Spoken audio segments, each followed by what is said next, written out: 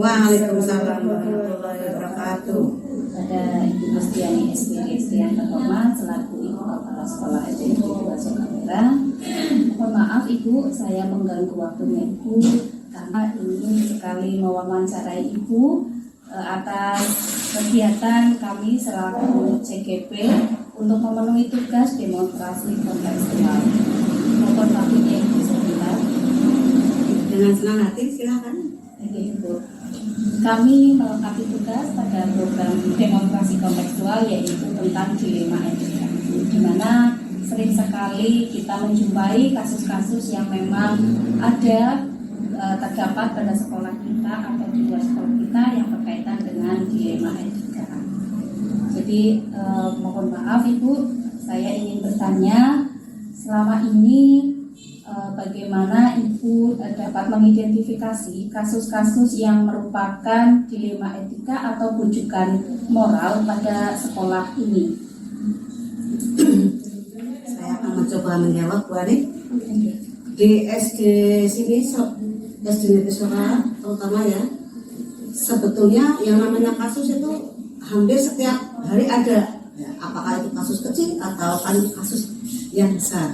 Identifikasi mana yang perlu ditangani dalam waktu dekat maupun yang langsung ditangani tapi perlu waktu ya yang tidak sedikit begitu. Contohnya saja kasus dengan anak, misalnya anak-anak yang tapi kan tidak begitu besar ya, bisa langsung ditangani, saya persilakan kepada guru kelas. Namun kalau kasusnya ini menyangkut seluruh warga sekolah, contohnya kasus yang baru saja saya tangani ya Bu, itu contohnya kemarin setelah kita menerima bantuan dari Dindik, di mana bantuan itu perlu sekali langsung ditangani. Ya, penerimaan Chromebook itu harus segera ditangani. Bagaimana cara kemudian saya berpikir? Itu contohnya kasus, padahal setelah saya lihat itu kasus ini termasuk dalam hal ini Mbak, dalam dilema etika di mana kalau saya melaksanakan ada resikonya, kalau tidak juga ada resikonya, maka itu perlu dipikirkan dengan rekan-rekan guru. Itu contoh salah satu kasus yang dilema etika.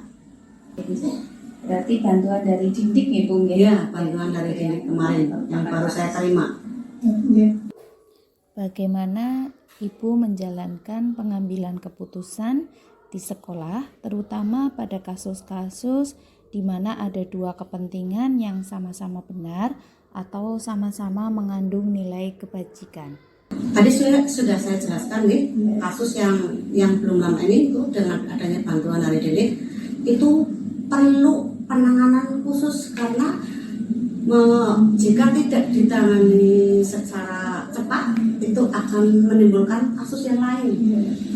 Berarti itu termasuk kasus yang urgent ya Bu ya? Ya, harus selalu ditangani dengan cepat.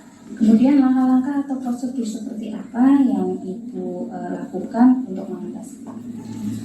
Langkah yang saya ambil, yang pertama saya sharing dulu dengan teman sejawat ya. Kemarin sudah kita kumpul bersama bagaimana kita mengambil langkah untuk menangani kasus ini. Akhirnya kita sepakat karena kasus yang dialami kan dengan ada bantuan itu perlu sekali tempat untuk menyimpan yang aman. Karena kalau tidak disimpan aman, nantinya takut akan terjadi kasus lagi, misalnya kasus pencurian. Untuk itu setelah kita semua sepakat kita ambil langkah. Maka langkah yang pertama itu setelah kita berkumpul bersama, ambil kesepakatan, kemudian masalah ini kita ajukan ke komite pemangku kepentingan. Dalam hal ini adalah komite karena komite merupakan rekan kerja di sekolah ini. Hal-hal apa saja yang Ibu anggap efektif dalam pengambilan keputusan pada kasus-kasus yang berkaitan dengan dilema etika Ibu? Karena di sekolah itu kan, namanya sekolah kan ada mitra kerjanya nih, selain dengan guru, dengan komite, dengan warga sekolah atau dengan orang tua. Yang paling efektif ya itu tadi, bekerja sama dengan komite dan orang tua. Bagaimana mereka diajak dan dibongkar supaya bisa memecahkan masalah bersama-sama di sekolah ini.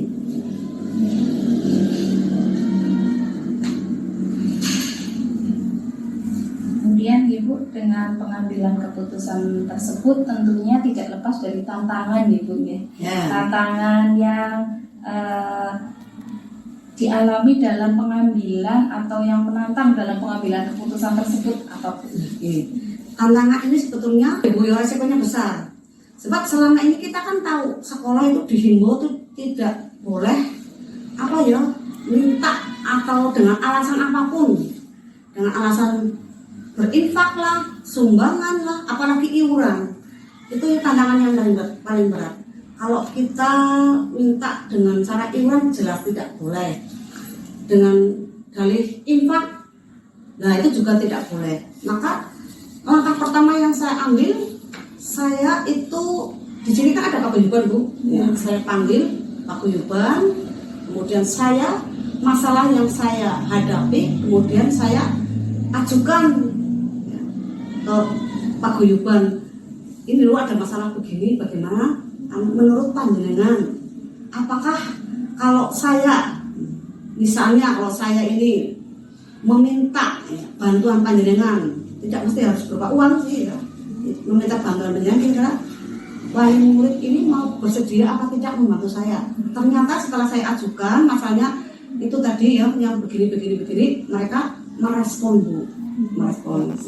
Dengan catatan mereka itu harus ikhlas dan tidak akan sebagai ini adalah iuran, apalagi ini tarikan gitu. Jadi langkah yang paling aman adalah sumbangan. Namanya sumbangan itu kan secara ikhlas, sukarela, tidak memaksa, besarnya pun tidak memaksa.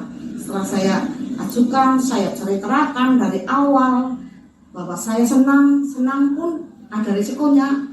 Susahnya itu tadi, resikonya adalah harus menempatkan tempat yang aman, sedangkan untuk menyimpan tempat aman kan perlu alat, perlu tempat, sedangkan tempatnya itu tidak ada. Dan di dalam RKAS kan sudah perubahan beberapa kali ya, ini terakhir ini kan bos sekarang kan sudah triwulan yang ketiga, di mana itu belanjanya sudah di pos tidak ada lagi. Itulah tantangan yang paling berat. Saya takutnya nanti saya minta, kemudian ada yang melapor ke sana. Gitu. Jadi saya ambil jalan yang paling aman itu adalah minta sumbangan dengan cara gendu-gendu raksa lah istilahnya lah kalau orang Jawa. Ya, duduk bersama-sama, kita berbincang-bincang, membicarakan anak-anak juga kepentingan sekolah. Alhamdulillah mereka dapat menerima dengan senang hati begitu, dengan ikhlas insya Allah ingin membantu. Dalam menyelesaikan kasus-kasus yang berkaitan dengan dilema etika, apakah Ibu langsung menyelesaikannya saat itu juga, ataukah ada jadwal yang tersusun dengan rapi untuk menyelesaikan kasus tersebut, Ibu? Jadwalnya ada jadwal tersusun. Setelah kita menerima barang, semalam saya berpikir apa yang harus saya langkah apa yang harus saya kerjakan. Mestinya kan harus saya, pertama saya menerima bantuan. Dengan menerima bantuan berarti harus ada tempat, harus ada biaya. Makanya yang pertama kali sudah saya langkah kemarin kan, pertama itu saya kumpulkan dulu guru-gurunya. Bagaimana ya kalau saya mau begini, ternyata mereka setuju. Kemudian saya mengajukan setelah rapat di Dewan Guru, kan saya pribadi selang ke rumah Pak Komite, yang ketuanya kan yang dipercaya itu ya. Ternyata mereka itu memberikan lampu hijau. Berarti dengan izin komite kan tidak salah saya, karena sudah izin secara keluargaan, juga sudah izin secara dinas dengan saya mengundang wali murid diketahui oleh komite. Jadi tidak semata-mata langsung saya dapat ini terus nanti saya ditantang.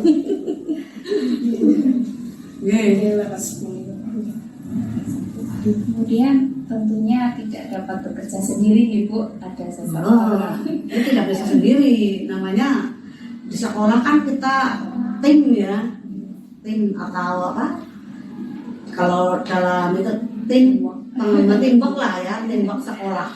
Dia tidak ada artinya kalau guru tanpa kepala ya kan itu ya harus bekerja sama kan, kepala gurunya ya pada pelajaran. Jadi kita memang harus melakukan suatu tim yang harus bekerja sama bareng-bareng begitu.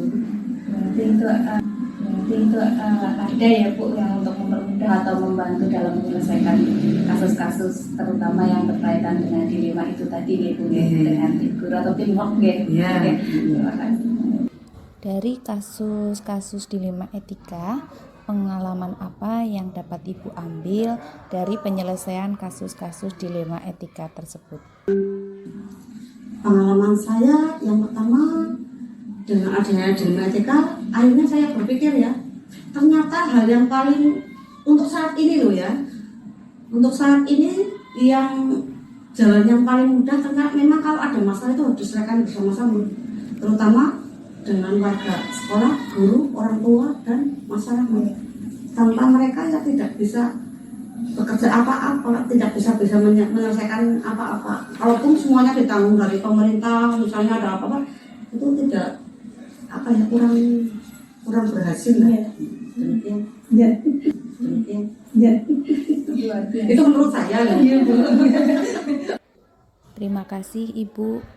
Ini benar-benar pengalaman yang menarik dan hal yang luar biasa bagi saya, dapat belajar dan mempelajari ilmu dalam pengambilan keputusan. Semoga saya ke depan dapat mengikuti dan menerapkannya dalam kehidupan sehari-hari.